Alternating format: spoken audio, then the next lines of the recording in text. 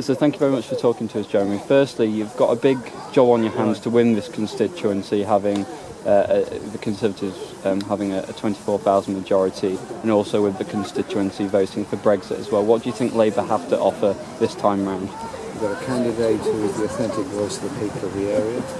We've got policies which are about investing in communities that have been ignored and left behind, addressing the issues of rural transport, particularly bus services, but also communications through broadband, and calling out this government for the closure, nighttime closure of the A&E department at Grantham Hospital. So we also have a very large party membership. Look at them all around me today, and they are ones out there knocking on doors and campaigning with a message of hope, so we don't blame people.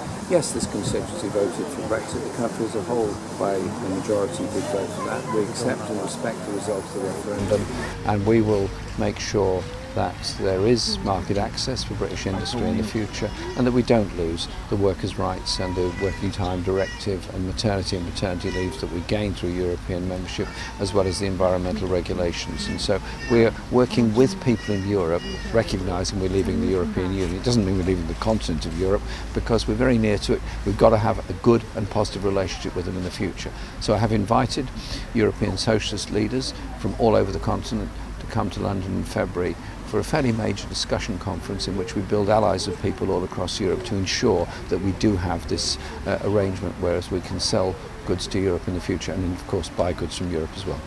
Now, what do you think about the resignation of Stephen Phillips in terms of it highlighting some of the rifts within the government and the Conservative Party as well? And how do you think Jim Clark will fit into Parliament if he's elected? I was very surprised when Stephen Phillips resigned. He'd shown no signs of that before, and then resigned and has called a by-election.